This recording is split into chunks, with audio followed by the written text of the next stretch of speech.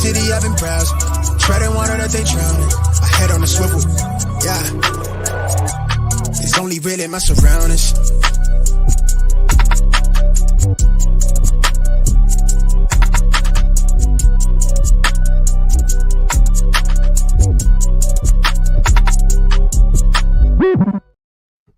Hello and welcome to episode 179 of the Smash Accept podcast. I'm your host, Michael Royer. You can find me on Twitter at DynastyDadFF. Week one is finally over. It was a crazy week full of roller coasters, injuries. We're here to help you sort everything out from the underreactions to the overreactions. And man, Snoog, it was just a crazy week one. You know, we all think we know everything. We jump into week one and then they prove like, all right, we're going out there and playing, and you guys, you know, some of it we hit, some of it we don't, but it was a lot of heartbreak. Yeah, I mean, last night was one of the most devastating nights of my football watching career. Just watching Aaron Rodgers go out there, all the hype built up on the offseason with Hard Knocks and the Garrett Wilson connection. We're thinking this guy's about to go out there and put up 1,500 receiving yards, and comes before we know it, the tunnel, right, with the flag, and you're like, oh man, this is going to be something, right? Before we know it, Zach Wilson's going to be throwing him footballs for the next 17 weeks. So it's not the best week for me. Started off really rough, but we're pushing forward because our guy Travis Etienne had a phenomenal week with 23 plus touches. So I'm excited for him and what his future brings. Yeah, I mean, you know, fantasy-wise, we've done this the entire way to kind of get you guys set. You know, I'm in 18 leagues now, including Scott Fishbowl, 17-1 week one. It felt good, you know what I mean? My Scott Fishbowl team went off. You know, the rebuilding teams, those you just get to sit back and watch, right? Because you already lose, so you know you're winning. You know, and we get into those situations, and you know, the amount of DMs that we've been getting ever since, you know, the week one kicked off are just incredible. You know, you guys are really reaching out there, and again, you guys want to make sure you guys check out the Patreon. We hooked up guys up with start sits this week, you know, kind of helping out with trades. There's so much going on. Snoog and I are going to break it down, and we're excited to just cover it all for you. So let's start out with, you know, we had Jahmyr Gibbs on Thursday night. You had to be excited to see what we were going to see from Bijan Robinson, right? We look at that Falcons-Panthers game, and Bijan Robinson looked like him, right? He was absolutely there. But Tyler Algiers gets completely involved with those 2 touchdowns, you know, multiple carries in there.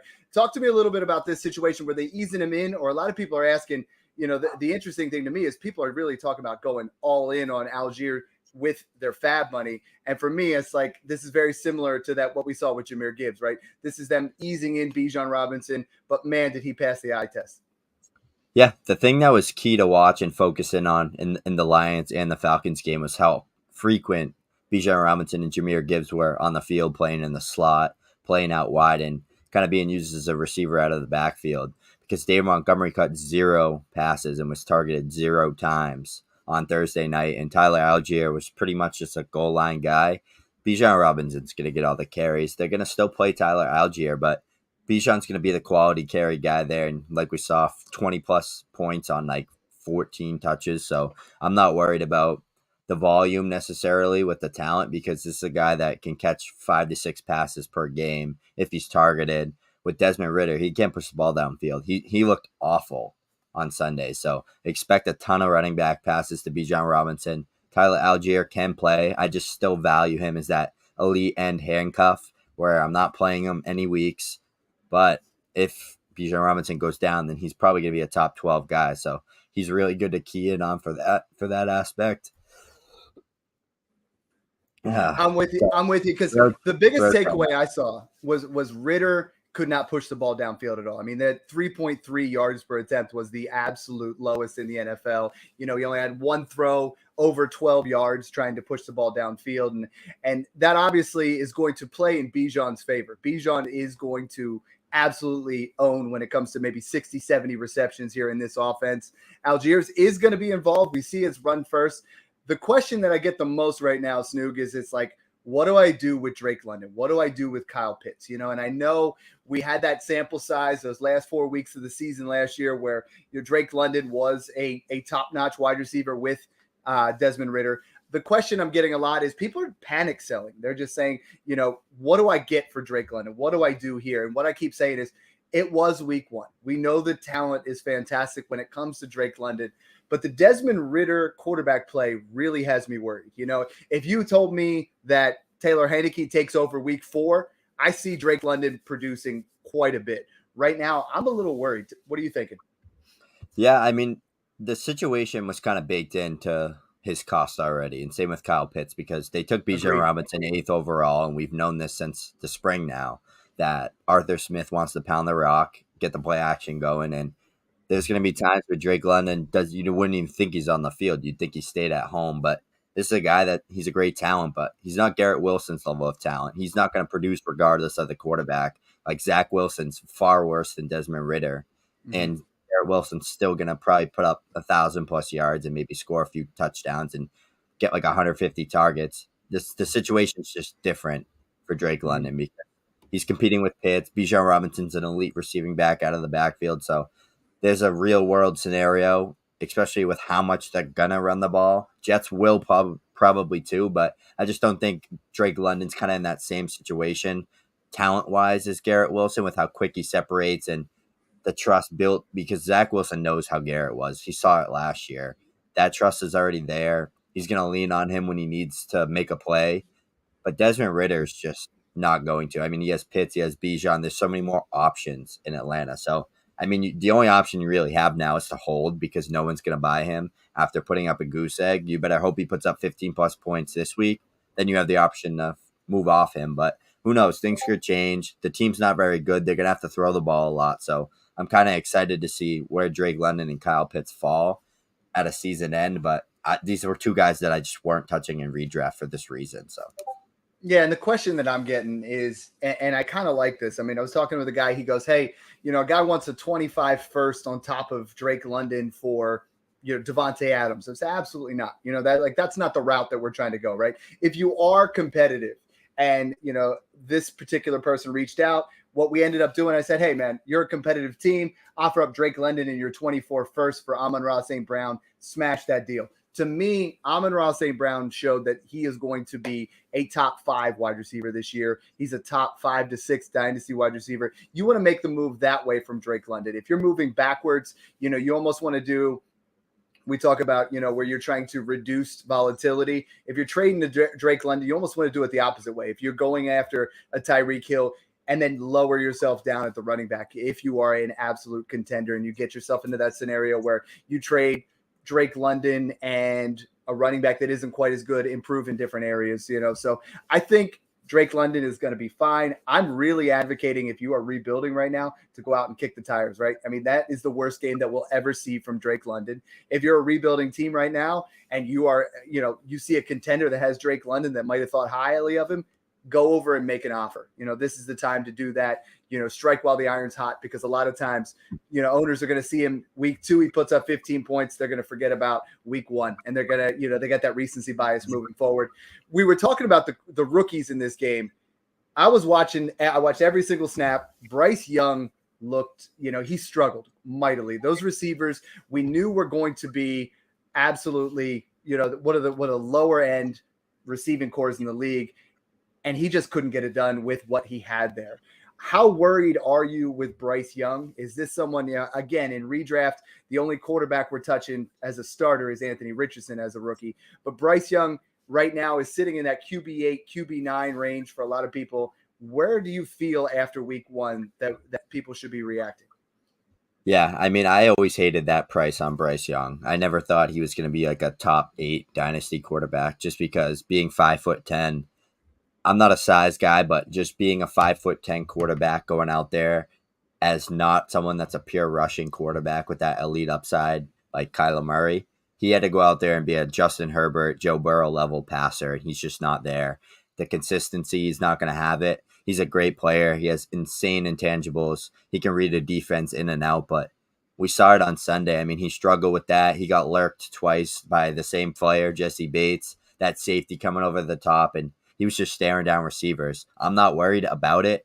That happens. Rookies are going to have those muscle aches and those inconsistencies. But I mean, CJ Stroud and Anthony Richardson looked much better than Bryce Young did on Sunday, and they played better matchups. So it's interesting to see how it's all going to plan out. I mean, the NFL viewed this guy as the 101 for a reason. So I'm not letting 1 week determine where I'm heading, because we saw Trevor Lawrence and Justin Fields rookie years, and those were just absolute headaches. And those were Trevor Lawrence is the best prospect in the past few years. Like, he was a way better prospect than anyone to come out this year. So, I mean, it happens. Bad teams, they struggle. New head coaching staff, everything's new in Carolina. So Bryce Young needs to get that feel going. He also didn't have DJ Chark, so he was missing some weapons on offense, but they looked like they really just wanted to run the ball a ton. So I don't expect a ton of volume there in Carolina this year. And I think Bryce Young's going to continue to struggle. Moving from one rookie to another, and we move over to the Ravens-Texans game, and Zay Flowers just looked phenomenal. He looked like Tyreek Hill light. This looked like a guy that out, we had him pretty high at Smash. Had him at receiver, in his debut, and he looked electric. Like, he looked like Lamar Jackson was absolutely locked in on him. It wasn't Bateman. It wasn't, Odell Beckham. We know Mark Andrews is going to be coming back either this week or next week. So how do we see this shaking out? I have so many people saying, I'm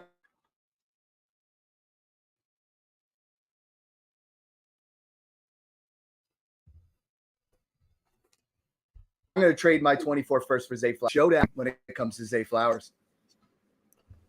Yeah, Zay Flowers is great. I mean, we knew what he was going to be coming out. He had that elite short area quickness, that route running. He's a consistent separator at all three levels. If he transferred to Bama his senior year, and just played with a good team and didn't stay at BC, where he was loyal and his quarterback got injured, he would have been a guy that probably went top 15 in the draft. And I think just the whole landscape overall this year, after so many wide receivers decided to go last year, I think we saw 6 in the first round in 2022.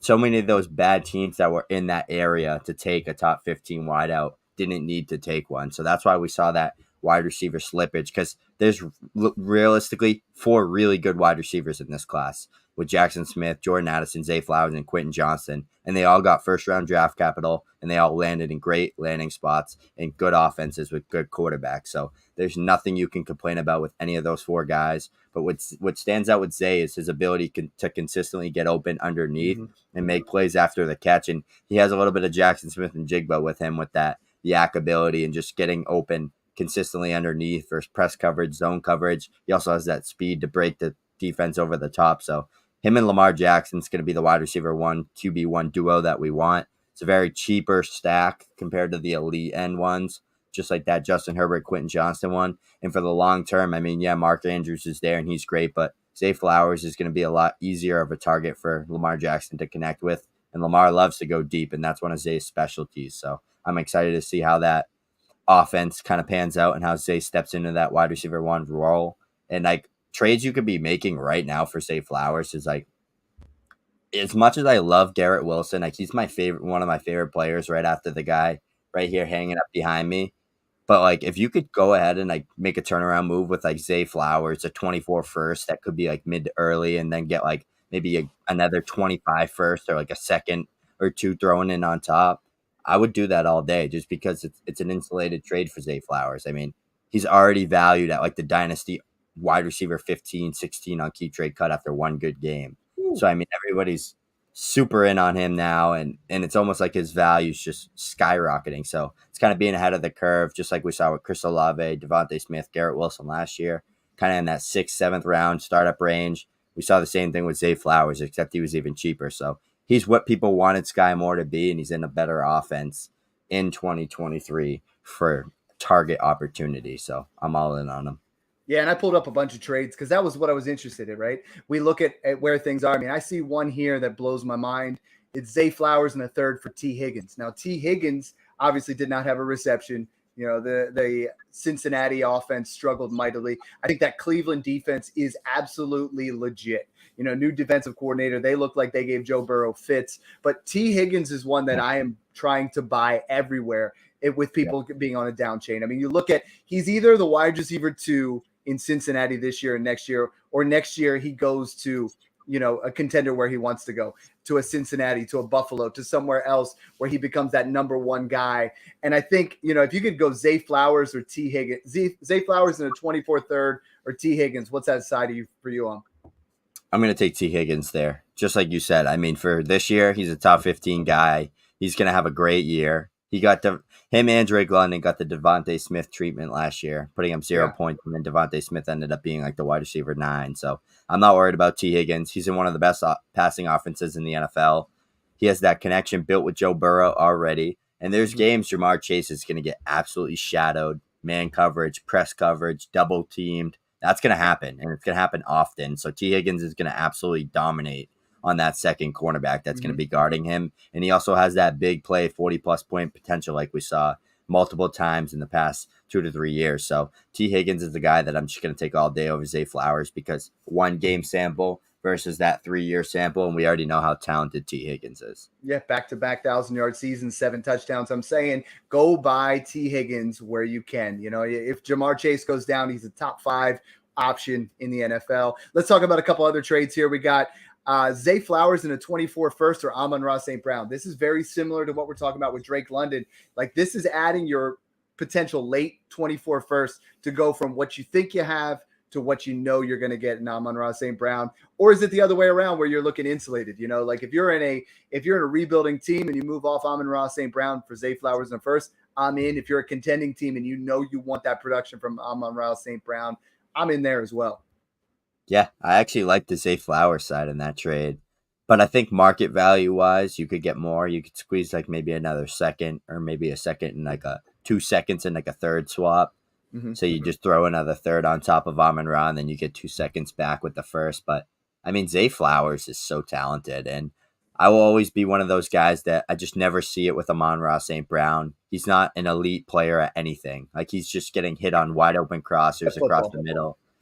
To me, he's a really solid player, but he's a scheme fit guy, and guys like that can't give you like an 8-year time frame of just being so elite. Like, we've seen guys like Juju be absolutely phenomenal and then kind of fall down. We've seen guys like Golden Tate do the same thing, but I mean, Amon-Ra is great. He's the number 1 option in Detroit. I'm not saying that, but from a talent perspective, there's a real world where Zay Flowers is a better NFL wide receiver than Amon-Ra St. Brown, and we can pin that.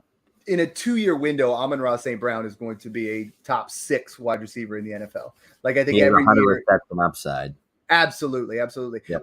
Here's the interesting one: is a lot of people keep asking, so Zay Flowers is hot right now. Everyone's asking me, and Cam Akers is a huge sell.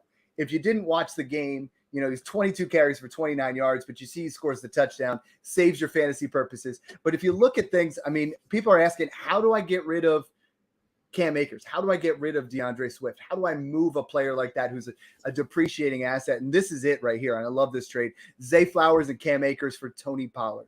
Tony Pollard looked legit, like absolutely. We knew he was going to be there. He goes out, puts up 25 plus fantasy points. This is the type of move where if you want to get rid of a guy like Cam Akers, you're going to have to pair him with someone else that's hot. You're going to have to pair him with someone else that's, attractive, and move yourself up a tier. I advocate doing this everywhere you have those Cam Akers shares.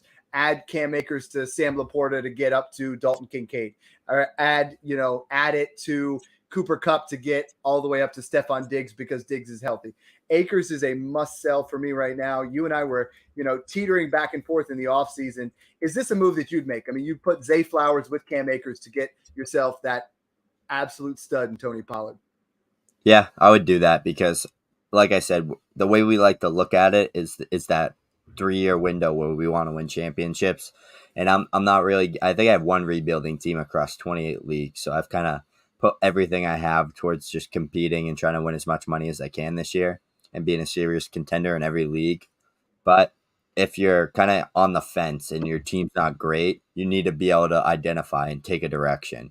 If you're like a middle of the pack team where you have like no running backs, maybe you got a good wide receiver or 2, some good quarterbacks, but you don't stand out to your league, then that's the best time to hit that 1-year punt and kind of just take it off there. But I mean, Cam Akers, this is a guy that we really hoped for that breakout. McVay spoke highly on him all offseason. He's coming off that torn Achilles, but he's 2 years removed from it now, and he's on that contract year. So this is a big year for him. this 2020 running back class has been so disappointing. Clyde stinks. Dobbins probably going to have a career-ending injury. And Jonathan Taylor's on the pup list with the contract situation. And Gibson's horrible. So I don't really know what's going on with it, but I'm praying that Cam Akers or DeAndre Swift, one of them's got to do something for us. And they're both on contract years. And Swift's on an elite offense. So I'm going to just hold them because they're probably pretty valueless at this point to most people. So this isn't the week to sell. And Cam Akers did the same thing last year and then had a great 6-7 game stretch. So I would keep him, but unless I can turn like a Zay Flowers, take advantage of that hype with like a Cam Akers and turn it into like a Pollard and I have a good contending team, then I just hold and just try to wait for an opportunity to sell at a better value. I'm glad you brought up J.K. Dobbins because, I mean, that broke my heart. Like I said, I'm in 2 redraft leagues. I took him in both of those. All of my dynasties, I do not own a single share of J.K. Dobbins until today. I bought 3 shares for late 24 thirds.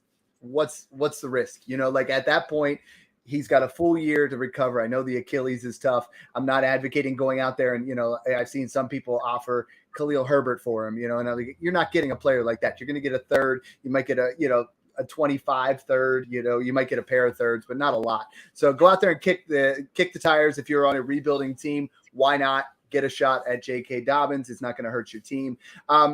That situation is going to be interesting, right? I love Gus Edwards, someone that you and I have talked about a lot, being someone that you should be stashing as an insurance running back. Justice Hill ends up getting a couple easy touchdowns, but you got to believe that Baltimore at least goes out and starts a discussion with some of these teams with disgruntled running backs, at least brings in Kareem Hunt or Leonard Fournette and starts talking to it. But in the immediate future, Gus Edwards has some nice sneaky flex play value here.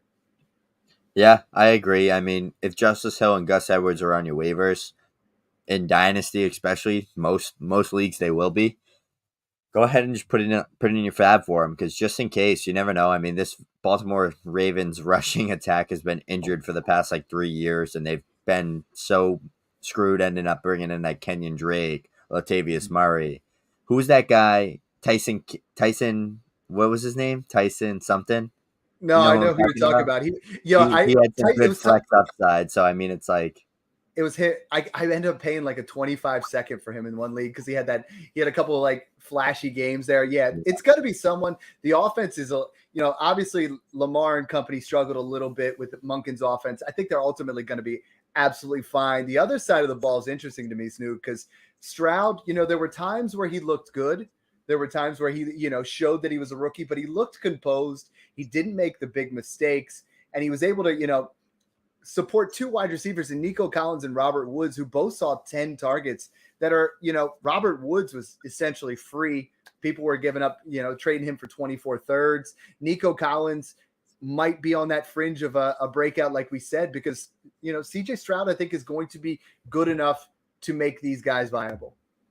Yeah, I mean, the number one thing that I wanted to see from CJ Stroud early on in his rookie career is exactly what he showed me. And it's exactly what everybody doubted him for and knocked him for coming out of college. And it's how will he react when he's throwing the football under pressure.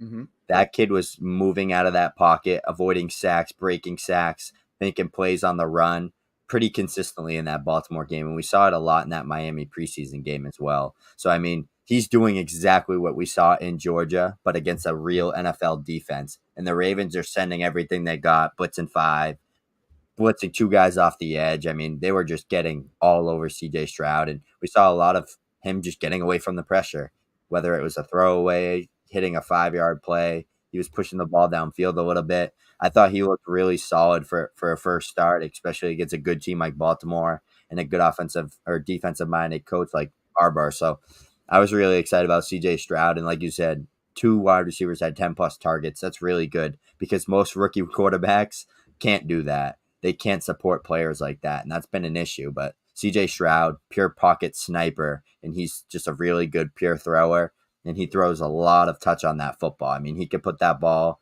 wherever he wants as long as that pocket's clean or he's on that run. So I'm all in on CJ Stroud as an NFL quarterback long-term because I just believe in his talent so much. And even though he's in such a bad situation, weak wide receiver help, first-year defensive head coach, and that offensive line's brutal, I think he's going to be one of the quarterbacks that outweighs that situation and turns that team into something. Calvin Ridley, baby, right? 8 for 101 and the touchdown. All year last year, I was screaming from the rooftops for rebuilding teams. Just throw out your 24-second for Calvin Ridley. I got him on 6 of my teams by doing that. And man, he looked like a man possessed. Like we know that there were the questions like, hey, is he going to be able to bounce back? You know, he's been off for 694 days. Is he going to be that guy? And then you just saw him play. And that is what we wanted Christian Kirk to be last year, as good as Christian Kirk was as the wide receiver 11 overall. Snoog, I think Calvin Ridley is a top 5 wide receiver for this season. I mean, that's how good he looked. That he was wide open. He was getting himself open. Trevor Lawrence looked his way. I am just enamored, right? Like, I'm like, I wish I had more shares. Yeah, I mean, Calvin Ridley, we knew exactly what he was going to be. And this is a guy that is an elite separator at all 3 levels. He showed that yak demonstration in this game as well. And the best thing about it all is Trevor Lawrence gets that ball. As soon as he touches that football at a shotgun under center, he's looking at Calvin Ridley. His eyes go right to Calvin Ridley. And they've been playing for maybe, 6 months together. And that trust is already starting to build. So there's a real world scenario where like week 10 to 17, Calvin Ridley's like a top 3 wide receiver in points per game. So I think that connection is going to continue to build. And there was an opportunity in Dynasty where we could have gotten him for like a 2nd round pick. And I'm grateful that I was a huge Calvin Ridley fanboy when he was at Atlanta, because the bias in me knew, all right, just go get Calvin Ridley. I don't care if he stinks. I don't care if he never plays another snap. Just give up a 2nd round pick and do it. And it worked out because he's one of, I think I have like 8 shares across 28 leagues, which isn't much, but it's enough because there was people that were like, give me a 1st or I'm not trading him. And at the time it's like, all right, that's not worth it for me. I'll just pay market. Maybe I'll throw a cherry on top just to get the trade done. But I mean, Trevor Lawrence guy, I've been pounding the drum for, Travis Etienne and Calvin Ridley. So this offense I'm so invested in with Doug Peterson. And I think they have the opportunity to make it pretty far in that AFC, especially with like Rodgers, torn Achilles. All right, now Jets, they're probably out of that contention now. They're maybe a wild card team. Jags sliding up those rankings. So I'm super excited. Calvin Ridley's that clear number 1 option in the passing game that we all thought. And I'm super excited for his breakout season. Calvin Ridley is near and dear to my heart. For you guys that have been following me for years, my first ever article with Dynasty Happy Hour was Calvin Ridley, the next top 12 Dynasty wide receiver. The editor-in-chief said, we can't publish this. This is too hot. He goes out and he was wide receiver 8 that year. You know what I mean? And now you look at it, the talent's always been there. Calvin Ridley is an absolute stud. And the trades I'm seeing, Snook, we got to help people underreact, overreact. For me, what I'm doing right now is if I have Diggs, Adams, Kupp, I'm trying to get Ridley plus. You know, I'm seeing some offers here where, I got Calvin Ridley in a 1st for Stephon Diggs in a 2nd. I'm all for it, and I know it seems like to some people that's a crazy overreaction, but you're getting a little bit younger at a 28-year-old Calvin Ridley, and in the beginning of this offseason, we're like, okay, he's going to be 28. But now I'm like, okay, he's 28. I'm moving off some of these older guys. I'm going to throw some trades your way because I'm just excited about this. The first one, like I said, was Calvin Ridley and a 24 1st for Stephon Diggs and a 24 2nd. Let's just call them all random. Give me Ridley all day. I know, right? Like, if I told you that 6 months ago, you'd be like, Dad, you're crazy. Like, this is not it. So I don't feel like that's an overreaction. I see 24 1st for him everywhere. I'm for that. If you have a mid to late 24 1st, as long as it's in not top 4, I'm all there. I see some trades here where that are on the other side. I'm looking at T. Higgins or Calvin Ridley and a 24 3rd. This is back to our situation with Zay Flowers. I feel like everyone is overreacting to T. Higgins, but is there a scenario where you would give up T. Higgins for Calvin Ridley and a 3rd? I wouldn't. I think I just hold on to T. Higgins' value in Dynasty there because there's a scenario where, okay, perfect example, Calvin Ridley with Julio Jones. That was great. Calvin Ridley was still super good.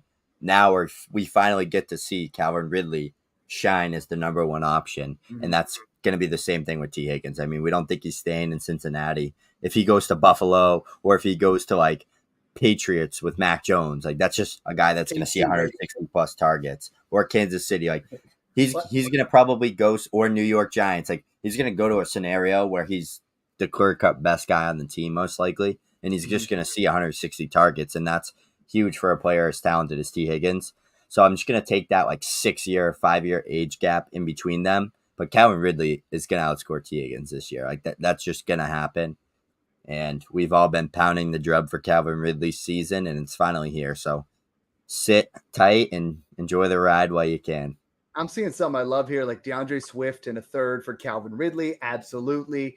You know, Calvin Ridley and a 25 first for Kyle Pitts. I'd smash that. Jackson. Then I'm seeing some that on the other side, Snoog, that I'm just like, guys, pump the brakes here. I see Calvin Ridley in a second for Jahmyr Gibbs. Do not trade Jahmyr Gibbs. What are you, crazy? I see one here, Brandon Ayuk and a 24 first for Calvin Ridley. Let's talk about how good Brandon Ayuk was. I mean, you know, Ridley was fantastic. Ayuk, who I've been touting all offseason, comes out, you know, 2 touchdowns, nearly 100 yards. He was the apple of Brock Purdy's eye.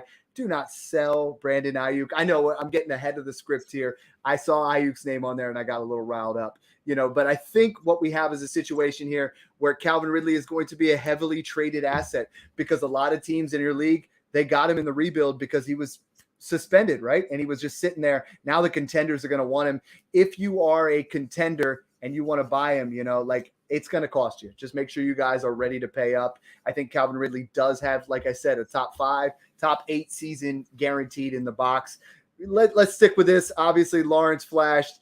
ETN, you know, we're going to try to keep this one to 30 seconds because I know you can fill a whole pod in it.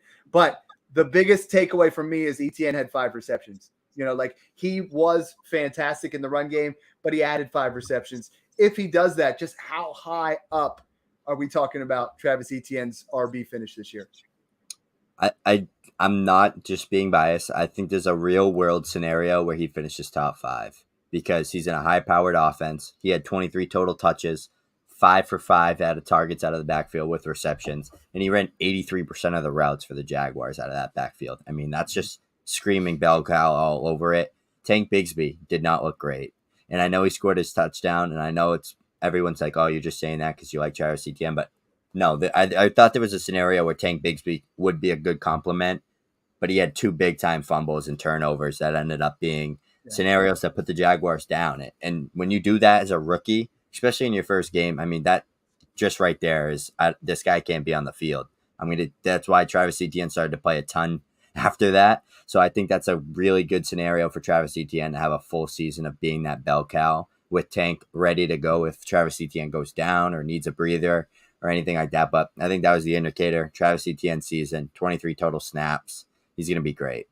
I think Tank Bigsby is going to be fine. I think he's going to, you know, have some back end flex play, but not somebody you're willing to go out there and start. Unlike Anthony Richardson, man, you know, this season is going to be a roller coaster, right? Again, I watched every single snap. You saw some plays that you're like, wow, that just absolutely popped. Nobody else can do that. You saw some plays where you're like, it's going to take some things, but even I didn't expect a top 5 quarterback game in week 1. You know, he goes out there against a decent Jags defense and he just looked like him, right? He looked like an area where that window to move off of, say, Lawrence or Fields down to Anthony Richardson in a first, I think just closed, you know, like that gap just closed a little bit more, and he's putting himself closer to that tier as we speak. Again, 1 game, I don't want to overreact on that.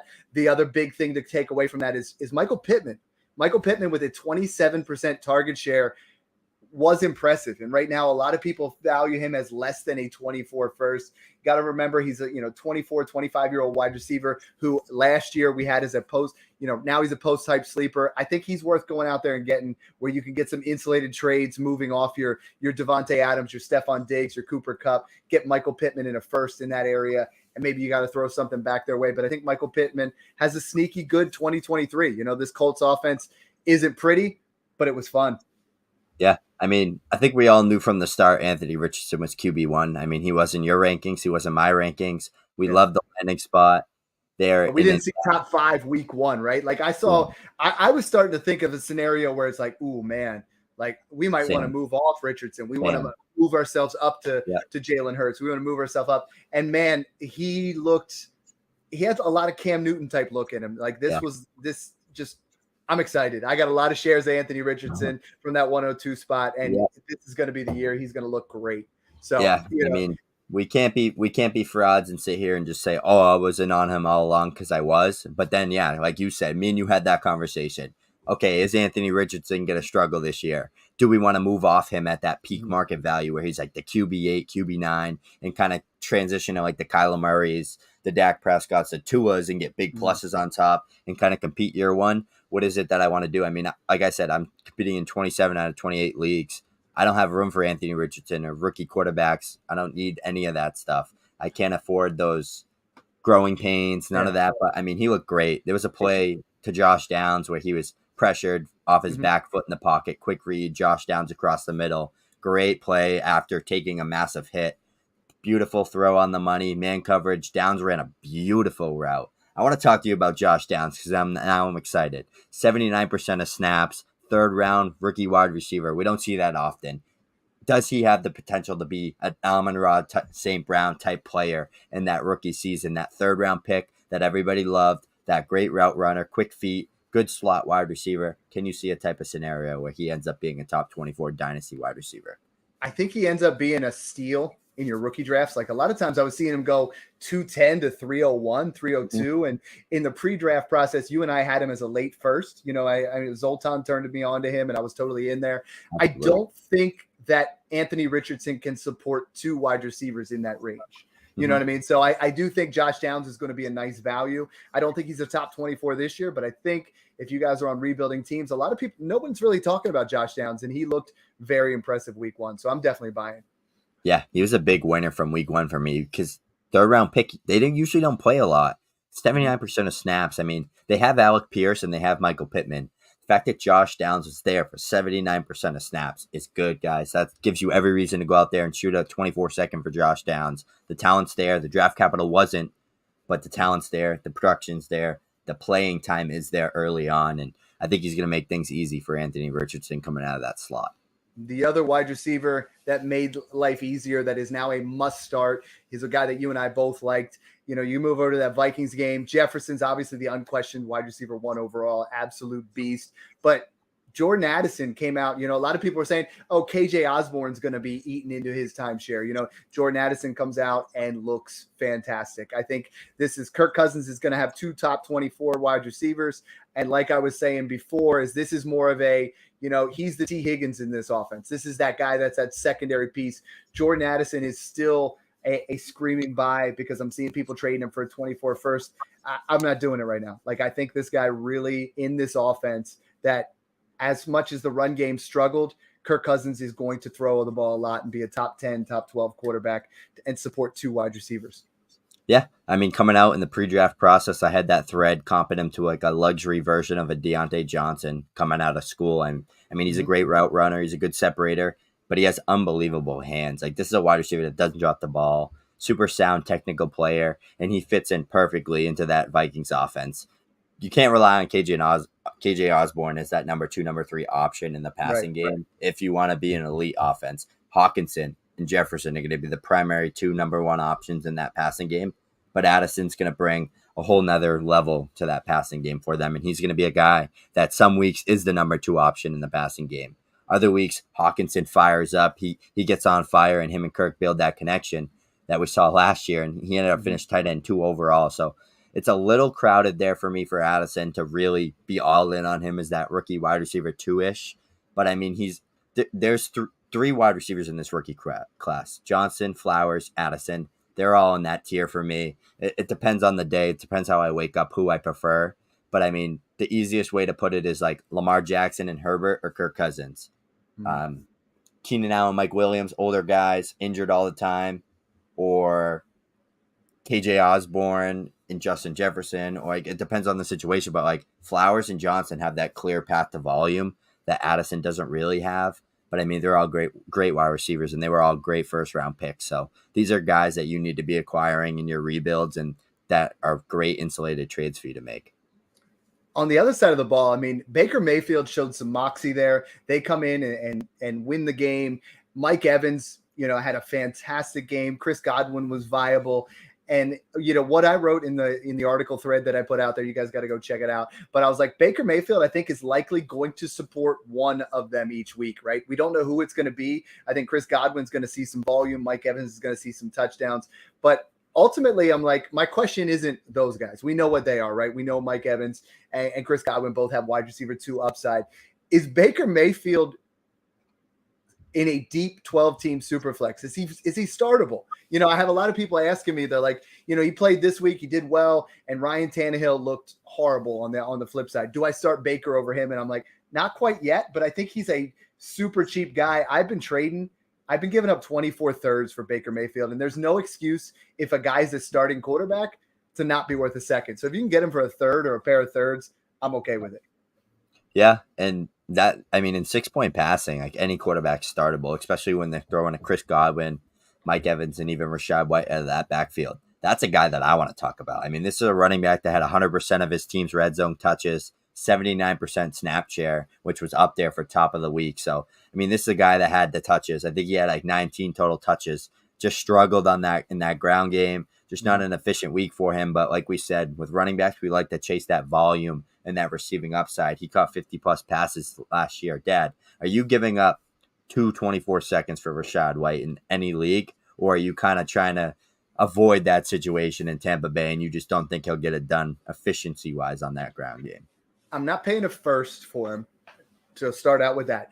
24 seconds. And the nice part was, he saw as many touches as he did, but only 2 receptions. And Baker Mayfield, we know, is a guy that led all passers with dump offs. I think we're going to see some boom bust weeks with Rachaad White. I don't think if I'm contending, I'm going to try to pay 2 seconds to get a Joe Mixon or a Aaron Jones, who looked amazing. But if I'm, in the middle of the pack and I could go either way, I would definitely pay the 24 seconds, a pair of 24 seconds for Rachaad White. I think he has back end QB or RB1 upside for the 2023 season in full point PPR. If we're talking half PPR or standard, yeah, I'm steering clear, but full point PPR, I think Rachaad White is going to have a very nice season. Moving over to the Titans Saints, and this has been fun, man. I'm enjoying this. Obviously, Chris Olave is him. We don't need to spend a lot of time. 8 for 112. I know you have a thread out on him. 31% target share. I mean, looked fantastic. But what I got to point out is Michael Thomas and Shaheed both showed that they could be sneaky. I mean, I put a tweet out there talking about how great Olave was. And if you look at Shaheed, once he became a starter, his numbers are not that far off of what Chris Olave was. He had a great week. If you're in a kick return league, he even adds more value to that. He's out there in over 50% of your leagues. I think he's a sneaky, buy low in Dynasty. And Michael Thomas, there were some signs here that Derek Carr is going to be able to support multiple players here, threw for over 300 yards. Saints offense is kind of fun to me. Yeah, my biggest takeaway was Michael Thomas. He was that same Michael Thomas we once saw, that consistent every down guy that's just separating underneath, just being an easy open blanket for Derek Carr to just feed across the middle. And that's going to really help Chris Olave because Chris Olave's speed, his route running, along with Shaheed on the outside, I mean, this offense is going to be super dynamic. They got the field stretchers. They have that elite, consistent route runner out of Chris Olave. And then they got that big body red zone target in Michael Thomas, a guy that's just going to feast physically underneath. And don't forget, guys, we got Alvin Kamara coming back in week 4. This is a guy, Jamal Williams had 19 touches this week and did absolutely nothing with them. That Saints offense looks super efficient, but Jamal Williams, guys, he's trash. He's not good. I don't want to say that about him, but he's just really not good. It was so bad. Alvin Kamara, we saw the Lions run offense and what that made David Montgomery look like. And I think a lot of that had to do with Jamal Williams, who was a platoon guy, went out, good for him. He got paid, but he did not look like the answer there. Kamara is going to eat. Kendre Miller by the end of the year is going to be into that area. On the other side of the ball, I mean, I see Derrick Henry and Nuke on an offense that just is going to struggle all year long. If you're a rebuilding team, now's the time to move. If one of these guys gets hurt, value dies completely. If I'm a contender, I'm trying to add on top of Derrick Henry. I know he's going to have some big games here, obviously against, the Texans and those kind of things, but it just didn't look all that great. Saints normally a pretty good run defense, but the Steelers 49ers game. Okay. Brock Purdy. How long have you and I been saying, get Brock Purdy, right? Go out and buy Brock Purdy. He lit it up. That Ayuk Purdy connection was absolutely beautiful. Christian McCaffrey, the unquestioned RB1 overall, 88% snap share. He is your league winner at the running back position. As long as he's healthy, people are asking me, should I trade? This question came up, and I really got to talk about this with you. As someone in the Patreon today said, hey, I'm a contender. I'm going to trade Jahmyr Gibbs for Christian McCaffrey. Now, I question this, right? A lot of times guys say, I'm a contender, but I want to go buy Christian McCaffrey. Now is not the time to do that, right? You're looking at a guy who has been in the league since 2017. If you can't make the playoffs without Christian McCaffrey, you're not that ultimate contender, right? Christian McCaffrey gets injured. His value drops to what? 4th, 5th round startup level. If we, because he's going to be 28 years old. Jahmyr Gibbs gets injured. He moves from 2nd round to 3rd round. Steer the ship with Jahmyr Gibbs. And then if you get to the playoff area, you get to week 14, 15, then you make that offer for Christian McCaffrey. But a lot of people are really wanting to trade up and get McCaffrey, trade up into that area. It's a risky business when you're trying to talk about that much draft capital to get a running back of his age. Yeah, give me Gibbs in that situation all day. And honestly, give me Breece Hall too. Breece Hall, Yes. I go back and forth between Gibbs and Breece Hall, but I think Breece Hall deserves that RB2 spot until we see more volume from Gibbs and just see Gibbs kind of put pieces together. But Breece Hall's phenomenal. I mean, he had 127 rushing yards on 10 carries last night, 131 yards after contact. He's an absolute monster. This is a guy that in short areas can make you miss and turn nothing into something. So I'm all in on him, and he has that 3-down upside. I said it once, and I tweeted a while back, Breece Hall is better than Jonathan Taylor. He has that bell cow role that Jonathan Taylor has, but he has that 50-plus catch upside that Jonathan Taylor cannot have. He doesn't have that type of potential. So there were so many opportunities where I was pounding the drum for flipping Jonathan Taylor into Breece Hall plus when Breece Hall was still kind of in that like RB3, 4-ish range behind JT when JT was 2. But, I mean, these are guys, 2 guys that you could get probably straight up for Christian McCaffrey, and you're going to still get a ton of elite production this year out of Breece Hall and Jahmyr Gibbs and get 5+ years of them on their rookie contract situations and just in run-heavy offenses that we love to see because that volume chases that elite production we're looking for. But, Dad, I have a question for you, and we kind of skipped over this, but I want to take a step back. Tyjae Spears outsnapped Derrick Henry. 53% of snaps versus 48%. Was that a scheme thing? Was it kind of that close scenario where they were throwing a lot? Are we going to see a lot more Tyjae Spears? What's Tyjae Spears' upside to you if Derrick Henry goes down with a season-ending injury? A lot of people are asking about Tyjae Spears, and they were totally worried about, the ACLs. We're looking at he is a running back drafted where he was drafted, that he is a 2 to 3 year window. We don't talk about that with Bijan Robinson and Jahmyr Gibbs, but I think Tyjae Spears is in that 2 to 3 year window where if Derrick Henry were to go down, he is definitely in that RB2 conversation. He's explosive as a running back going through the holes, PPR machine. I think you get him out into some spaces. Tennessee's going to be losing a lot of games. They're going to have a lot of negative game scripts. So I am offering my 24-second everywhere I can for Tyjae Spears, and I think he's a great guy to buy low on if you're on a rebuilding team and you're going out there for an insulated trade and you want to trade, off of Derrick Henry, I think you could get Tyjae Spears in the first for Derrick Henry for a contender at this point in the season. You might not be able to once there's an injury or anything goes down, but Tyjae Spears is a nice buy. Great question. I love that. Sticking with guys that we're talking about selling. I mean, neither of us are on to Kenny Pickett. We know that. I love Freiermuth, in the tight end position. Deontay Johnson's there. We both love Pickens. Is this a 1 week scenario against the 49ers, or is Kenny Pickett just going to bring everybody down a notch? Najee Harris didn't look like that bell cow that we've seen in the past, getting all the running back work. Kenny Pickett just brought everything down a notch. Are you still buying in on these Pittsburgh players?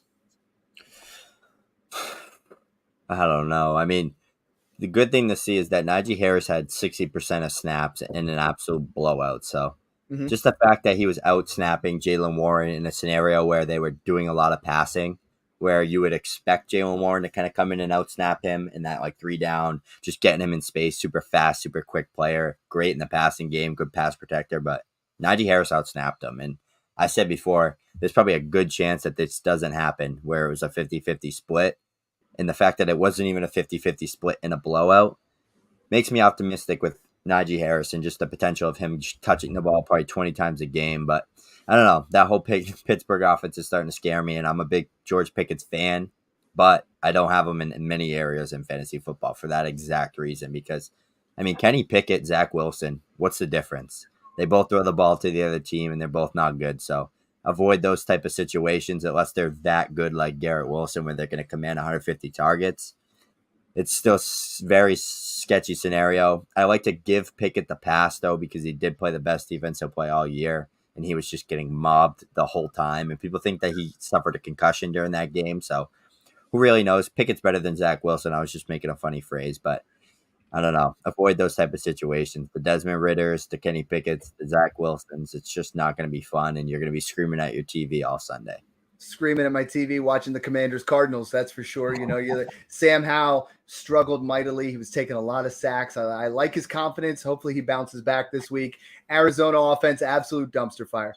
Josh Dobbs is just thrown in there. He doesn't even know guys' names. James Conner is the guy that I think is going to be heavily utilized in this offense while he's healthy. But the biggest takeaway from that game for me is go buy Zach Ertz, 30% target share. Dobbs can't get the ball downfield. He's going to target Zach Ertz heavily. I got him in Smash Except 4. I gave up a 24 third and got Zach Ertz in a 24-4. Okay, like Zach Ertz is a guy that we talk about. If you didn't get one of those elite tight ends, go out and buy Zach Ertz, a third, a pair of thirds, and I think you get a guy that's going to be a tight end one as long as he's healthy. Not a lot to talk about in that game. I get it, but the next game there is Packers-Bears. Jordan Love. In June, I was saying, Jordan Love, go buy him. He's way too cheap. And people were mocking me. I had the 111 in my one league, and I was like, I didn't know who to take at the time. I got Jordan Love straight up for it. I think Jordan Love came out, looked fantastic. Aaron Jones looked like a top 3 running back. I mean, Aaron Jones balled out. I understand he got dinged up in the game. On the flip side of it, Fields looked shaky. We're going to see some of these ups and downs, obviously, with him running the ball, trying to do things there. But talk to me a little bit about Love versus Fields, because Jordan Love was impressive and Justin Fields has people a little bit worried right now. Yeah, I mean, I saw a lot of things good from Justin Fields' game. I didn't get a chance to kind of dig through the tape yet, but a lot of games I did. I still have to watch that whole game. I only saw highlights of it and kind of during the red zone period, but Jordan Love looked great. I mean, he wants to run Matt LaFleur's offense, and Aaron Rodgers didn't. And that was that issue for them. Was Aaron Rodgers wanted to do his own thing. He wanted to do what works for him. And, I mean, Jordan Love's standing back there. It looked like behind 5 Pro Bowl offensive linemen that are the best players I've ever seen in my life, and there's nobody rushing him because he was in clean pockets the whole game, just absolutely slinging that football around. I think he had 3 touchdowns, 30 fantasy points, and 6-point passing. I mean, he did everything that we'd want to see from a guy as his first true start as the new starting quarterback. So we saw him. He looked the best out of any of the new guys, Sam Howell, Kenny Pickett, even Bryce Young, Stroud Richardson. Jordan Love looked the best. And he made he didn't even have Christian Watson. He was throwing a rookie Jane Reed, Romeo Doubs. Like, he was just making plays regardless. Aaron Jones. Like, he was spreading that ball around. He was making good reads. He wasn't taking sacks. He wasn't turning the ball over, and that's everything you want to see from a young quarterback like that. There's a real-world scenario where we end up with 5 really good QBs from that 2020 class, and he's the last one to check the box. So he's a guy that I'm super excited about. But, Dad, I have a question for you here now. Romeo Doubs, is he good or is he bad? Is it just because Christian Watson's out, or is it just because Romeo Doubs was the only guy there catching passes? Because, I mean, when Doubs played last year with Christian Watson on the field, he was out snapping him and he was producing better, and Christian Watson's production was coming down. So I'm curious where you stand on that, because I know you like Christian Watson a little bit, and I want to know if you think that Romeo Doubs has the potential to be a really solid guy that's the thorn in Christian Watson's side, or if you think it's just because there was nobody else. I'm taking the latter. I think it's because nobody else. I think Christian Watson is back this week. I think Romeo Doubs last year had a lot of ups and downs. I would sell for a 24 second. I know we talk about that a lot, where it's a guy that, in between situations. For me, I was excited more with Luke Musgrave. I mean, he led all Green Bay pass catchers in route percentage. He's a borderline top 12 dynasty wide receiver. I was excited. I think he's going to end up being that complementary role a little bit more than Dobbs. And I think Jalen Reed, as we get on to the season, I think he's more talented than Romeo Dobbs. I think that's the area where I'm kind of, if I can get Reed for Dobbs, or Reed plus, I'm all in. Man, we're just cruising through these. Dolphins Chargers, the most exciting game all week. I mean, Tua and Herbert, locked and loaded QB1s, just some juggernauts going back and forth. There for the last couple of weeks, I've been really advocating moving off some of these top tier quarterbacks for Tua Tagovailoa. He is able to make, Tyreek Hill is on another level. We talked about Christian McCaffrey. Tyreek Hill is just the unquestioned, absolute baller, veteran, all in, win now type wide receiver that you want to buy. You go out and get him. On the other side of the ball, Eckler is that guy for your win now, top 3 running back. I mean, he looked fantastic. Joshua Kelly was able to at least produce on top of that. So we know he's the clear cut. And I was advocating in my insurance running back, buying him everywhere, like getting him thrown in deals. These are 2 offenses. I want as many pieces as possible. I think Tua and Herbert both could have top 5, top 8 seasons, and they showed it this week. Yeah, the Dolphins and the Chargers are going to be 2 top 5 offenses in the NFL probably when it's all said and done. Right there with Philly, Cincinnati, and either Buffalo or Kansas City. But, Justin Herbert and Tua are both phenomenal quarterbacks, and I know a lot of people are having that debate of who's better right now. Don't disrespect Justin Herbert. This is a guy that has a full clip on YouTube that's like 6 minutes long of him throwing the most unbelievable passes you've ever seen in your life. He really convinced people that Jalen Guyton was good. That gives you every reason to invest in every single receiver in that Chargers wide receiver core, because Quentin Johnston's the young buck, the new toy. He has that deep threat ability, that yak ability, that 6'4", 80-inch wingspan range of abilities to just go up and snag that ball. And then you also got Keenan Allen, who looked phenomenal. This was a guy that was separating really well, running great routes, that primary piece in that passing game.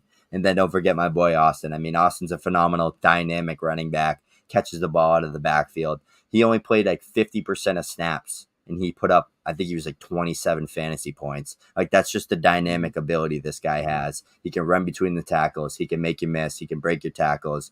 He's so smart. He knows where to be at the right time. And this is a guy that is one of the best receiving backs in the NFL, if not the best. So you have every reason to invest in that entire offense. And don't get me started with Tyreek Hill. Having 10 shares of him in Dynasty, I know I'm winning 10 leagues guaranteed, because he has the potential to finish as the wide receiver 1 overall. And Dad, we were banging that drum for him to be the locked and loaded 103, taking him over Christian McCaffrey, and it panned out. That Tua Tyreek stack I have in a lot of best ball and redraft leagues, and I'm winning some money early on, so I'm excited.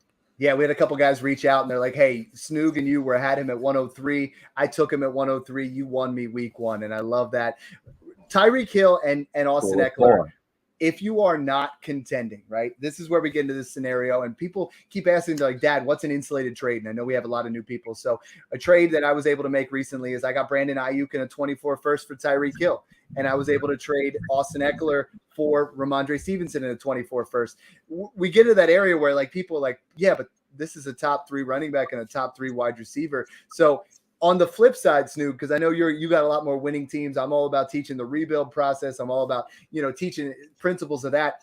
If you are going all in and you want Tyreek Hill and you want Austin Eckler, like, what are you willing to pay, right? Like, this is is it 2 mid-24 firsts? Like, what kind of production, as long as these guys are healthy, right? It's the same as Christian McCaffrey. If you trade Gibbs for McCaffrey and McCaffrey gets hurt, you're done, right? You're going to go curling a ball as you watch Jahmyr Gibbs be a top 3 running back for the next 5 years.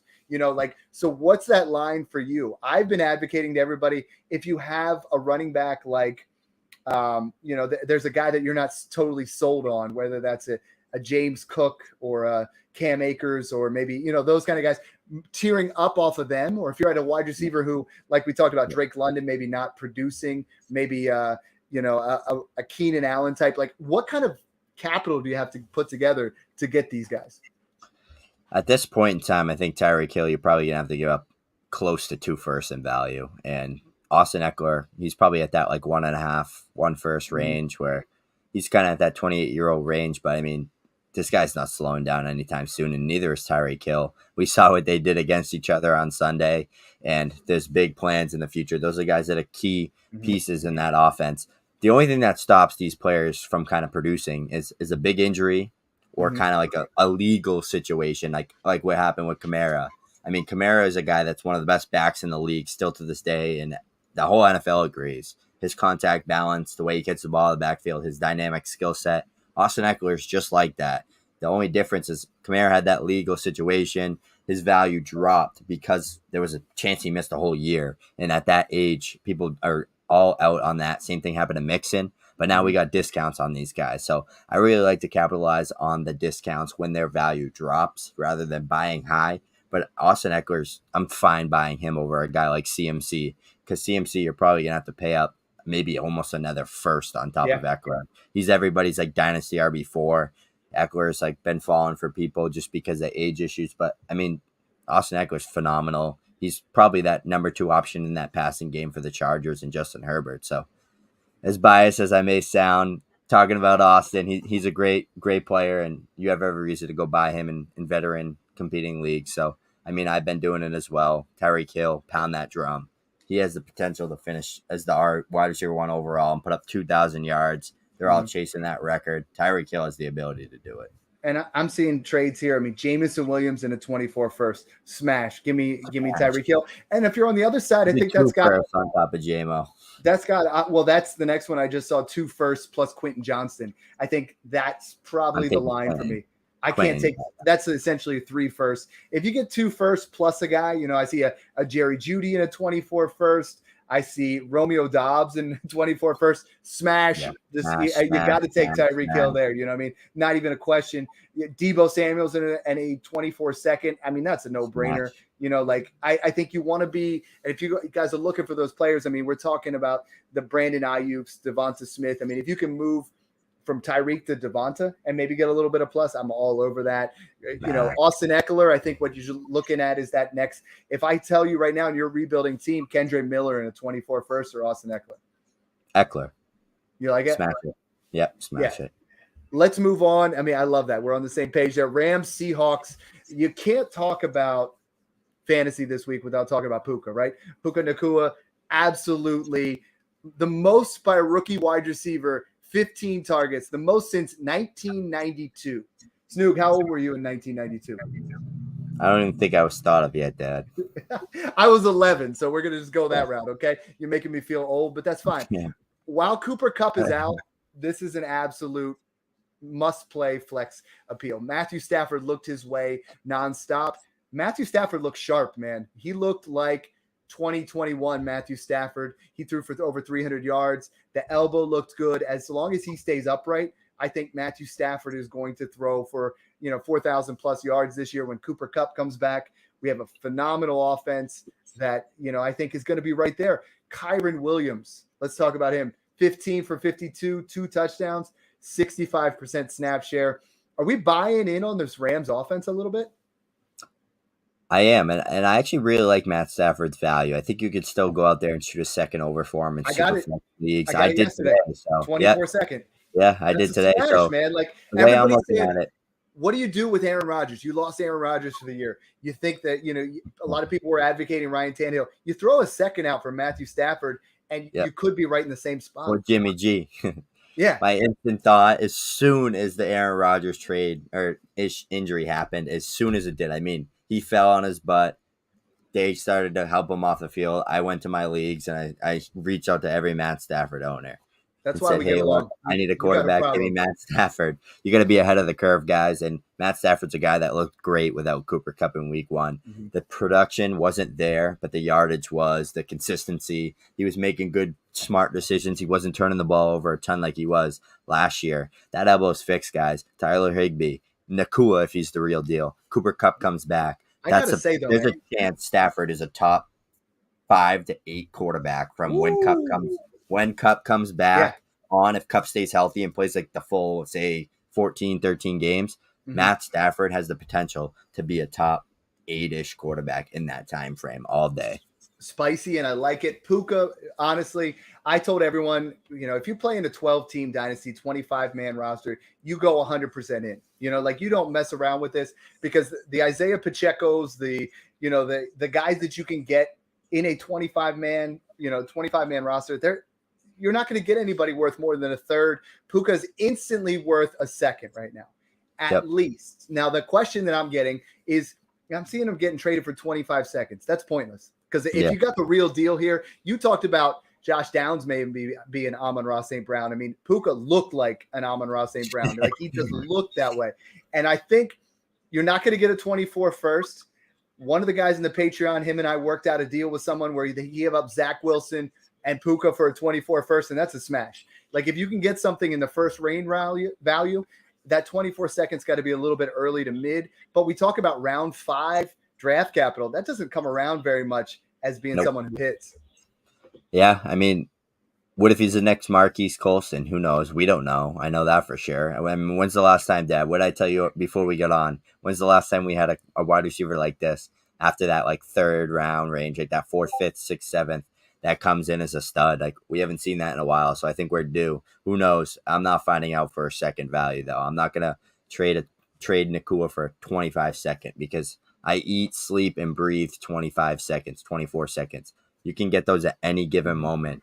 I'm willing to give the risk because of what's a second when you have the potential to hit on maybe even if Cup comes back and even if Nacua is just a really strong flex player, like a top 40, top 35 guy. He's young. He's already worth that second. Puka and a second for a first. I would take the first. That's where I'm at. So that's what I'm trying to do. That's what I'm really trying to get across to people. It's not just a second. You're playing around there. Let's talk about the Seahawks real quick. Geno didn't quite look the same. So I definitely want to talk about that a little bit. JSN by the dip, okay, right? Like DK Metcalf got his. JSN, a lot of people are like, oh, he only got, I think it was with 2 or 3 receptions. People are like, well, he's not the same guy. This guy's coming back from an injury way before he should have. Jackson Smith-Njigba is the real deal. I saw one of the guys in the Patreon message me. He said, I got Jackson Smith-Njigba and a second for Zay Flowers in a third. And I said, dude, just run to the bank. Like you just killed it. You killed it. Jackson Smith-Njigba is a must buy. We talk about if you're going to tear off a Tyreek Hill, get Jackson Smith-Njigba plus. Get yourself into that area where you got the next big thing. Seattle offense, are you worried at all? Or was this Rams defense? I mean, Aaron Donald, I don't know if you saw the one play. Geno was like, oh my God. Like they had him mic'd up where Aaron Donald was on a mission to just get back to where he was in 2021. Rams defense looked pretty good. Seattle offense paid the price. Yeah, I'm not worried at all. I mean, it's week 1. Joe Burrow put up 82 passing yards in a divisional game, head-to-head matchup in a must-win game. That's a must-win game. I don't care if it's week 1. That's a divisional game. You can only get another chance at them one more time this year, and that's a team that the Bengals should have beat them all day. The fact that you have Jamar Chase, T. Higgins, Joe Mixon, Irv Smith, Tyler Boyd, all next to you, and you put up 82 passing yards on 31 attempts, dude, come on. Wake up. This isn't college football anymore. You got to wake up. You got to produce. You're an elite top 3, top 4 quarterback. You're viewed as the second best quarterback in the NFL. Second best quarterback in the NFL doesn't do that. I don't care who you are. Josh Allen had a terrible game last night. Probably blew the game for the Bills. You could arguably say that, but come on. I mean, he didn't put up 82 passing yards. I could tell you that. He at least gave the Bills a chance. Joe Burrow gave them 0 chance. So that really made me mad, especially being a guy that owns them in like 8 of my dynasty leagues. But I mean, Joe Burrow is great.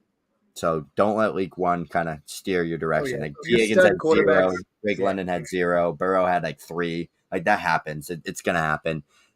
Geno Smith, Jackson Smith-Njigba, Lockett had that injury.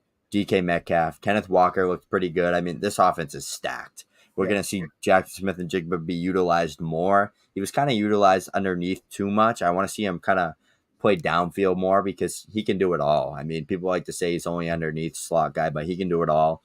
And all it takes is that one injury. And I never like to bring that up because I hate injuries so much, and we saw what injuries have done to us this week. But it takes that one injury that Tyler Lockett was that close from missing time, and JSN already started playing more. So he just broke his hand. It's probably still broken. Give the guy some time. Buy low and redraft as well. Perfect. Eagles Patriots, Mac Jones he played surprisingly well, right? I mean, Mac Jones, I saw people selling for 25 seconds in Superflex. You go out there and he goes for 316 and 3 touchdowns. Kendrick Bourne catches 2 touchdowns. Ramondre Stevenson obviously struggles with 2.1 yards per catch, but 6 receptions kind of saves his day. I'm telling everybody, do not try to move off of Ramondre Stevenson. I'm seeing him getting sold cheap. This guy's still a stud.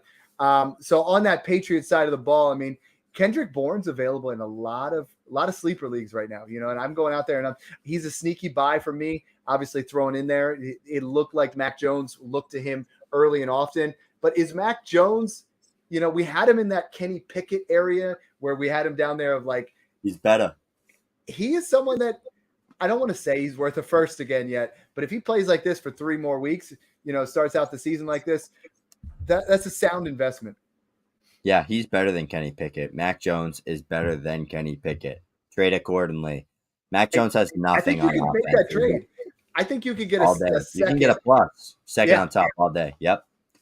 That's an insulated trade we love, Dad, because all it takes is T. Higgins to be a New England Patriot next year, and then Mac Jones all of a sudden has this top 15, top 18 unlocked potential. I mean, this is a guy that looked great. He played one of the best defenses in the NFL on Sunday and just made good plays, made smart decisions. I don't know. I don't think he turned the ball over, did he? Or no, yeah, he threw a pick 6. That wasn't his fault. Yeah. Yeah, it was a drop pass, but Kendrick Bourne, yeah, like you said, I mean, he's actually like my most owned dynasty player because I went to training camp last year and he was just all jacked up and he looked like some super freak. And I remember he was like this wicked skinny fast wide receiver, and me and my buddies were getting all hyped up, and I was like, oh yeah, like this guy's gonna be the best wide receiver on the Patriots.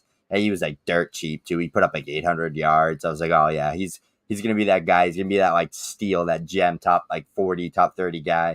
It didn't work out. So unfortunately, I have so much Kendrick Bourne. So hopefully he ends up being the real deal. But Mac Jones, let's get back to that. I mean, Desmond Ridder, Kenny Pickett, Mac Jones, Sam Howell. Rank them in order because I got Mac Jones at the top. I know, right? Like I wanted it to be Sam Howell a week ago. I'm not trying to write him off yet because I think he's got it. Mac Jones is clearly above, Desmond Ridder for me. Kenny Pickett's really just I don't own him anywhere anymore. I just it's like a stain on my roster. I just don't want it. I don't know why. It's maybe he pans out. I sold 1 share of Pickett straight up for Jordan Love, and I'm ecstatic about it. You talked about Kendrick Bourne being a gem. A guy that you were on to. For me, it was Kenny Gainwell. Like, I don't know, 2 months ago on the pod, I said it's not going to be Penny. It's not going to be Swift. I said Gainwell is the guy that's going to start, and he was. He went out 4 receptions, 14 carries for 54 yards. He's not the greatest pure runner, but, man, the Eagles trust him. They trust him in pass protection. They trust him in, third downs. They trust him to be that guy, and Swift did nothing. Nothing. You and I both said he's our sit of the week. He did nothing. Kenneth Gainwell, I think he's a guy that I've seen him available in some leagues. For me, I'm throwing out a pair of thirds. Why not? Get yourself into that area. Absolutely. And Devonta Smith, Jalen Hurts, Dallas Goedert, AJ Brown, they're going to be fine. A lot of people are really trying to hit the panic button on, Dallas Goedert putting up a goose egg. Yeah, it sucks for fantasy, but he's a locked and loaded top 8 tight end. There's a scenario where you literally started like Joe Burrow, Drake London, Dallas Goedert, Sky Moore. T. Higgins. You scored like my brother's one of them, and he scored 60 points the whole week. He had like all those guys. I'm like, it's just you hate to see it, but the Eagles are going to be absolutely fine. No questions there at all. Yeah. Swift is the same as Akers, right? If you have DeAndre Swift, people are like, I got to get rid of him. You just can't right now. You just got to hold him, and you got to treat it like the Cam Akers situation. Take one of your guys who's hot. That maybe it's Puka. Maybe you put Puka with DeAndre Swift and get yourself a first and Jerome Ford. Find something creative. Everybody's just like, what pick should I get for DeAndre Swift? Who's offering you a pick for DeAndre Swift at this point? No one. Like, you have to get creative. Don't just, think outside the box a little bit, guys. Dad, I absolutely love the Kenny Gainwell hype, and I have a little hypothetical here. I'm shooting like for the moon here. Like I'm throwing a rock, and I'm hopefully hitting the house like 60 yards down the street from me. Is there a real world scenario where Kenneth Gainwell, I say this because similar measurables, both smaller guys, very good pass catchers, and great offenses. Is there a real world scenario where Kenneth Gainwell can potentially be the next Austin Eckler? He finally gets his opportunity to shine, like the Melvin Gordon situation. All right, Melvin was unbelievable, but he's gone. Eckler steps in, phenomenal player. Yeah. Now we got Gainwell, similar. I got a late Eckler went undrafted, but Gainwell was like a 4th-round player. A lot of people were high on him coming out. Smaller guy, just very smart player, trustworthy for that from that Eagles position where they didn't think they needed to even draft a running back. Gainwell comes in, starter. Swift is in the doghouse week 1. One of those guys is going to be good. Gainwell's a cheaper option. He was the cheaper option. Is there a scenario where Kenneth Gainwell in that elite offense, the best offensive line in the NFL, can be a top 10 guy within the next 2 years? I don't see it. I mean, if you look at his 2019, he was over 1,400 yards and 6.3 yards per carry, 13 touchdowns. I like Kenny Gainwell. I think we're just getting a little excited here. Austin Eckler did come out of nowhere too. I don't think it can happen either. I was just shooting for the moon to see what you would say. I'm an Eagles fan, but I'm also a little bit more of a realist. But Eckler was behind Melvin Gordon for a couple of years. Kenny Gainwell wasn't behind an absolute stud. He was behind Miles Sanders. So I think if he was in that area, he would have broke it. But, I love the enthusiasm. Moving over to Raiders Broncos. I know you enjoyed this game. I enjoyed this game. Davante Adams, let's take your victory lap here because he is going to be a volume-based wide receiver one, but he is a top 5 wide receiver every single year. I don't know why everybody was like, Jimmy Garoppolo's there. This isn't going to be the same. Jimmy Garoppolo target him early and often, over a 30% target share. And Jacoby Myers, who I was saying I was buying for seconds everywhere, was an impressive 9 catches, 81 yards, 2 touchdowns on a 41% target share. So the two of these guys, 71% target share, both of them absolute steals in the offseason because Adams was falling to the 5th round. Jacoby Myers was falling to the 12th, 13th round, and people were paying 2nd-round picks. Raiders offense, they're going to have their ups and downs, but I think Jimmy Garoppolo knows who's going to bread the butter or butter the bread. We're not breading the butter, but it's these two guys. Yeah. I mean, like you said, Dad, all I needed to see in that game, I could have watched nothing. All I needed to see was the box scores, and I can tell you, Jacoby Myers put up 30 points, 2 touchdowns, 9 targets. Davante Adams still got that same target share, like that 9-8 targets. Okay, that role is going to be switched next week. Davante Adams is going to be the go-to guy in that passing game. All I needed to see was Jimmy G prove that he can support maybe 1 to 2 guys at an elite volume level, and he did. I mean, Jimmy G looked great. No, he didn't turn the ball over, I don't think. I got to rewatch that game too, but I watched Adams routes ran in that game, and I mean, he's still Adams. Pat Surtain was all over him, following him everywhere he went. That's one of the best cornerbacks in the NFL. Adams, and everybody acts like Adams was a deep threat. I mean, yes, he has that to his game, but as far as route running goes, he is the best. He is going to get that yards of separation.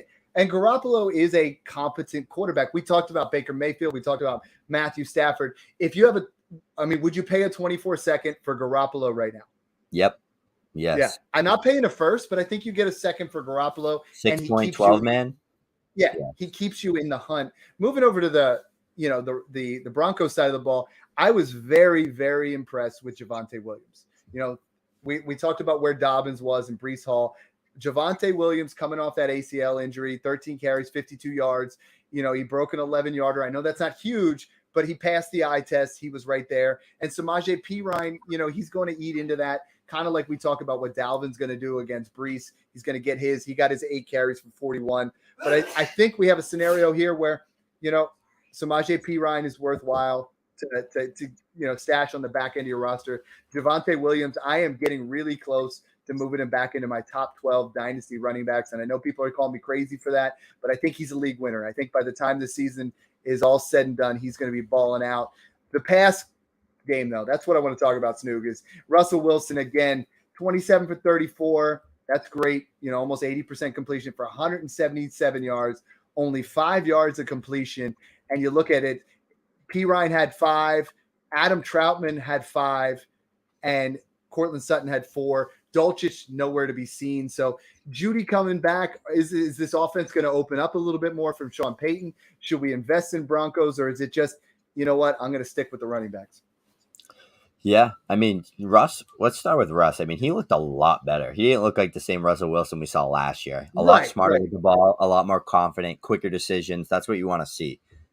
5 yards per target is phenomenal for us, for our Javonte Williams shares, our Jerry Jeudy shares, because Judy's a quick separator. We're going to see him getting open a lot of drags, a lot of crossers, a lot of things underneath in that yak game that we're going to be looking for. And Russ just looked a lot better. It looked like Sean unlocked, maybe not the old prime Russ, but the better version of Russ that the Broncos hopefully traded for. So I'm actually really excited about this offense being a sleeper offense.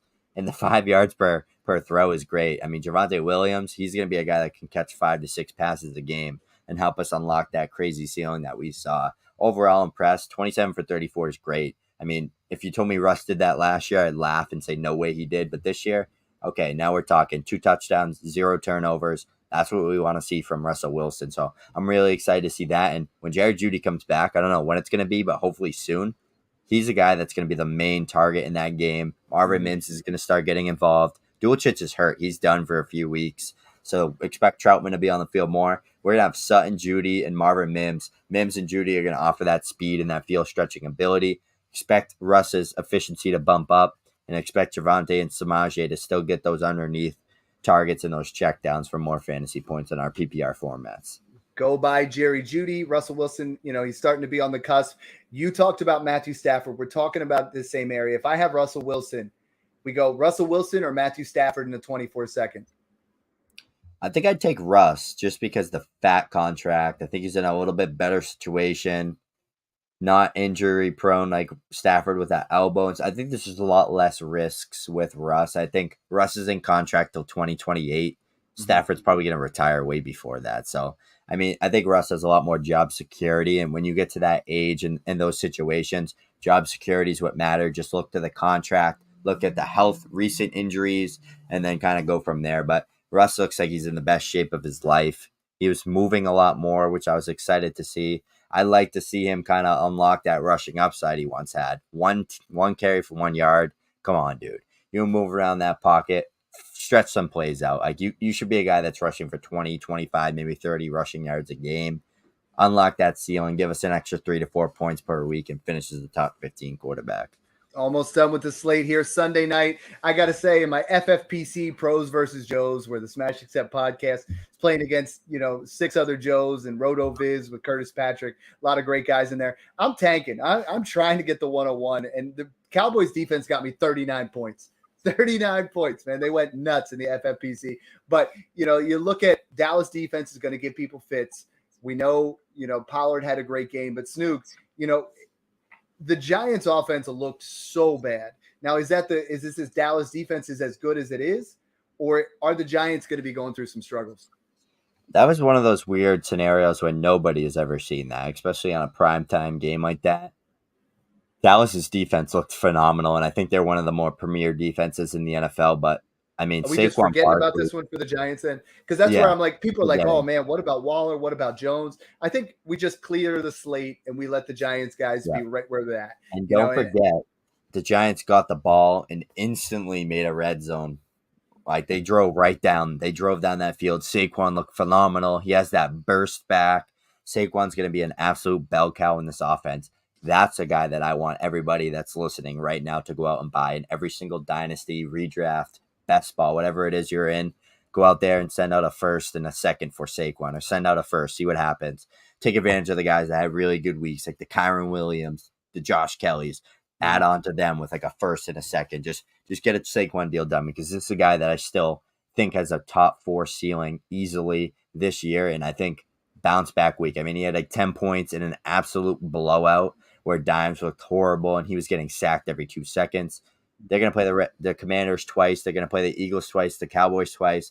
Tough defensive division, but Saquon Barkley showed that did not matter last year, and the Giants only got better on offense. So invest in Saquon, invest in Waller. Dimes, I don't know. But same city, different team. Obviously, Rodgers gets hurt. Are we investing in Garrett Wilson? You and I both moved him all the way up to our dynasty wide receiver 5. We were both in that same area. My biggest question right now, obviously, Tom Brady's not coming out of retirement. Maybe it's Jameis Winston. That would blow my mind. That would be the best case scenario. People are talking about maybe it's just Zach Wilson. Maybe they, go out there and kick the tires on some of these backups. It's going to be a weird situation until teams start falling out of the playoffs. Maybe, the Rams fall out of contention. The Tennessee falls out of contention and Tannehill or Stafford goes there. Right now, we're looking at it. He's the wide receiver 5. We wanted him to be in that area. We moved him up there with Rodgers being there. Is he now moving back? We look at 5 receptions for 34 yards and a touchdown. Freakish touchdown, by the way. Hopefully Zach Wilson can, take the next step up. But should we be moving him out of that CeeDee Lamb, AJ Brown tier into that Amon-Ra St. Brown, Jalen Waddle, Chris Olave tier? Because I have a lot of people saying, can I even get Olave plus for Wilson anymore? Can I even move up to this area? So I love the talent. I'm personally going to buy Garrett Wilson everywhere because I think we're in a situation where the Jets are going to bring someone else in or Aaron Rodgers comes back next year. So we already have a quarterback in place. What are you thinking here? I mean, this is a weird scenario, right? Like this is an area where people are going to be hitting the panic button and we can either, extract a ton of value or we can lose big.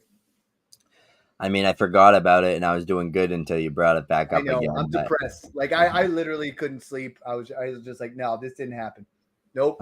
You're just waiting for him to come back out, but it did happen. So like I had a guy in the Patreon say, can I get something plus? Can I trade Garrett Wilson for Chris Olave in a 24-second? And I said, probably not. I feel like Garrett Wilson, the gap between Garrett Wilson and Chris Olave has closed after week 1 based off the quarterback play. The thing is, Garrett Wilson's still one of the best wide receivers in the NFL. Like he's still up there for one of the top talents and he's 22, 23 years old.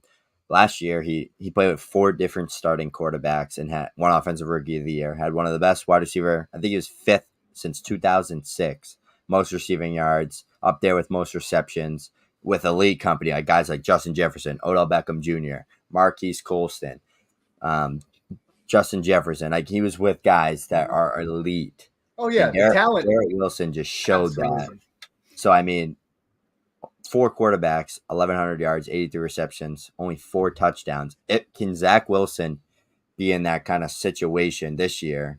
Big step forward and just be a game manager where he can give Garrett Wilson 145, 150 targets, still being that clear number 1 option in that passing game. He has to be like what we talked about.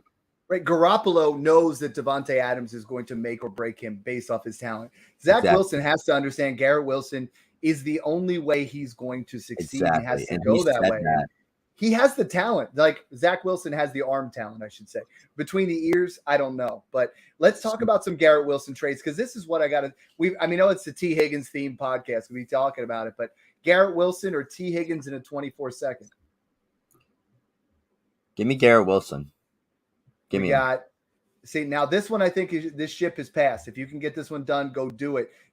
Garrett Wilson and a mid-24 first or Justin Jefferson. I am now firmly smashing that Justin Jefferson. Yeah, I'm not even debating.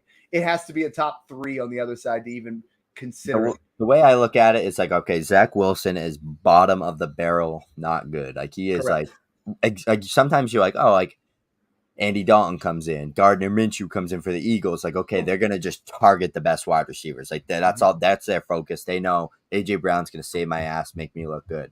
Zach Wilson didn't do that last year, but Mike White did. Joe Flacco did.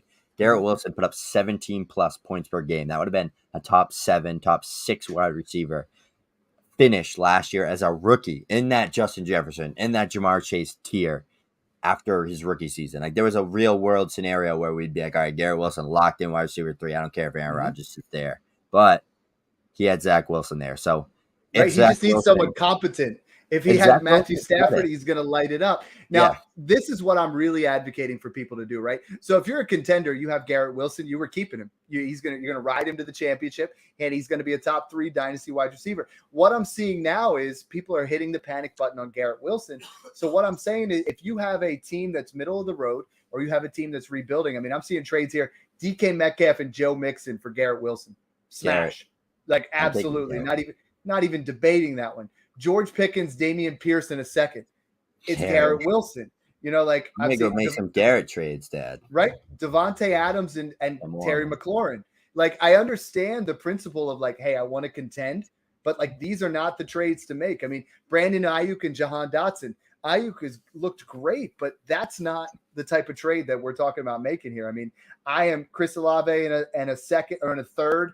That one I can see either direction. You know, Yep. I'm looking at what do we have here? DeAndre Hopkins, Gabe Davis in a first. Smash. Give me Garrett Wilson. I mean, like Garrett Wilson, people are hitting the panic button. Calvin Ridley, Darren Waller, Mac Jones. Now we're getting a little bit closer because I'm buying in on Calvin Ridley, but I'm still taking Wilson unless I'm absolutely all in. Pat Fryermuth and Michael Pittman Jr. Come on. Like Garrett Wilson is not that guy. Don't sell him for peanuts. The way I look at it, Dad, is when you're that good of a talent, which Garrett Wilson is, Zach Wilson, no, he is not Eli Manning. He's not what any of those guys are, but like Odell Beckham, Mike Evans. We had multiple scenarios of these elite tier wide receivers that Garrett Wilson joins that company. Like he checks all the accolades, 8th, 10th overall pick, offensive rookie of the year, 1,100 yards, like historical rookie season. He is so good that he is just going to need to be efficient on the targets he gets. Like there's a real world scenario where Garrett Wilson has like a 1,200 yard season and catches like 80 to 90 passes, but only has like 5 to 6 touchdowns, but he still finishes top 10. So, I mean, for his age to be able to do that, his talent's going to win out regardless. I think there's no world where he doesn't put up 1,000+ yards and gets like 80 to 90 catches. If he can bump up, like he already has one, if he can get like 6, 7 touchdowns, maybe 8, there's a real chance that he can really pay off at his ADP and the dip that he's going to fall for. So there's no point in selling him, in my opinion, in redraft especially. But in Dynasty, yeah, if you could go flip him for Chris Olave plus a good plus, or like Waddle plus a good plus, sure, do that. But those guys aren't Garrett Wilson. They're not his talent. We saw what he did last night. We saw that catch. Mm-hmm. That's what separates Garrett Wilson from the Chris Olaves, the Jalen Waddles. It's his ability to make plays in one-on-one scenarios where the pass is difficult. Those guys are great. They're fast. They can separate. They make big plays with their speed. But when it's press coverage, man, he's in your grill. You got 1 yard to make a move and make a play. Garrett Wilson is top 5 in the NFL at that. And he's 23-year-olds to this day. So it's just Breece Hall getting him down to that 3-yard line, 3rd and goal. Zach Wilson, all you got to do is put that on the money. We saw it against the Browns. We saw it in college. We saw it last night against weaker corners. That was against Tre'Davious White. Just picture that against a number 2 corner or a weak corner to a defense. Like, that's money. That's going to be a touchdown all day. So there's a real world where Garrett Wilson could have like a CeeDee Lamb type year 2, but there's also a world where he could have that CeeDee Lamb type year 3. So he's volatile, but I'm still riding with him because he's super talented. I'm taking Garrett Wilson everywhere. I'm taking this podcast. I mean, this has been one of the most fun podcasts we do, just straight up going over every single guy. This is what's fun, is trying to find who those buys are. We've been hitting on a lot of different guys. Make sure you guys hit us up on Twitter at FFSnoog, at DynastyDadFF. Hit us up for the Patreon. Right now, we are running the Snoog Timber. We're giving away an Alvin Kamara helmet, or mini helmet for anyone who joined. Not anyone, geez. You're in the running for winning that. We're not giving everybody one. We're not trying to do that. But right now, we're doing money back guarantee too. I mean, if you come in September and you're like, you know what, this wasn't for me, which I don't think you're going to do, we'll give you your money back. Right now, we have 25 different rooms in there. You got Snoog's, right? All of his rankings, redraft, all of mine for redraft, all of ours for dynasty, all of our buy lows, all of our windows in there, all the different principles we teach from rebuilding to, insulated trades to year 1 punts to, some advanced metrics that Snoog's put in there, plus our daily content. I mean, we're literally putting out threads daily to try to educate you guys and put you guys in the best position to absolutely smash your opponent. So Snoog, did I hit that pretty good? Because that Patreon, I got to give you credit, man. It looks beautiful. Yeah, absolutely. And we tried to just make it so you guys know where to go for everything you need. You got all my stuff. You got all Dad's stuff. Then you got all of our combined stuff. And you're also guys are going to get exclusive access to a lot of things. So I'm really excited what the future is going to bring for the Patreon, because we're here to make you guys win your leagues. We're going to give you the best advice we can do. And guys, we have the track record to prove it. I mean, me and Dad crushed it last year. We both won a ton of leagues. We made a ton of money. That's what you guys are here for. You're not here to play in 10 fantasy leagues and just donate every year. You're here to make some money, put some side money in your pocket come Christmas time, and pay for your wife's ring. So let's get this rolling. We're here to just make you guys win money. And come on, look at that jersey. Look at that picture behind me. I need that mini helmet. So I might have to box one of you guys for that helmet for whoever wins it. So I'm excited. I love it. And that's where, we have things all the way from, we're going to help you guys out with drafts. We're going to do things there. Snoog and I are going to go live 15 minutes for the VIP, 15 minutes before podcasts to just answer your questions. We're going to do all that kind of stuff. Mung's in there. John's in there. You get access to all of us. I mean, it's literally, you could tier it for however you want it, but it's the same as like not even a cup of coffee for an entire month. So make sure you guys check that out. Tune in. Thanks for tuning in and enjoy the process. Now, I'm messing up the endings now.